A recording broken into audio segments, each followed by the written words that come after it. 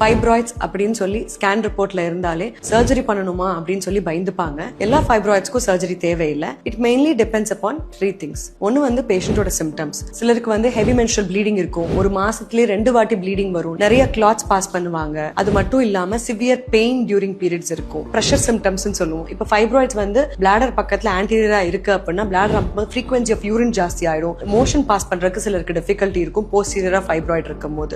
So number 2 is side. Subserosal அப்படின்னு சொல்லுவோம். யூட்ரஸோட outer சைட்ல வர ஃபைப்ராய்ட்ஸ். பொதுவா அவங்க பெருசா சிம்டம்ஸ் காஸ் பண்ண மாட்டாங்க. Only if they are bigger in size கொஞ்சம் பிரஷர் சிம்டம்ஸ் காஸ் பண்ணலாம். இன்னொரு டைப் ஆஃப் ஃபைப்ராய்ட்ஸ் பார்த்தோம்னா கர்ப்பப்பையோட மசில் லேயர்ல வருது. It's called intramural. Until unless patient is symptomatic and fibroid size are more then 4 cm removal தேவைப்படாது. And number 3 is submucosal அப்படின்னு சொல்லி சொல்றோம். சப்மியூகோசல் அப்படின்னா கர்ப்பப்பையோட உள்கூடுக்குள்ள வளர ஃபைப்ராய்ட்ஸ். அது என்ன சைஸா இருந்தாலும் நம்ம கண்டிப்பா ரிமூவ் பண்றதா better. If you are planning for pregnancy அப்படிங்கும் போது ஃபைப்ராய்ட் சைஸ் பெருசா இருக்கு, உங்களோட கர்ப்பப்பையோட மார்பாலஜி அதாவது கான்டூரை வந்து மாத்துது, உங்களுக்கு கரு அங்க உட்காரும் போது டிஸ்டர்ப் பண்ணுங்கிற மாதிரி இருந்ததுன்னா கண்டிப்பா ஃபைப்ராய்ட் ரிமூவ் பண்ணிட்டு பிரெக்னன்சி ட்ரை பண்றது நல்லது. ஃபைப்ராய்ட்ஸ் எல்லாமே நம்ம வந்து லாப்ரோஸ்கோபிக் மூலமாவே ரிமூவ் பண்ணிக்கலாம் until unless they are very bigger in size and they are mostly benign, cancer கிடையாது.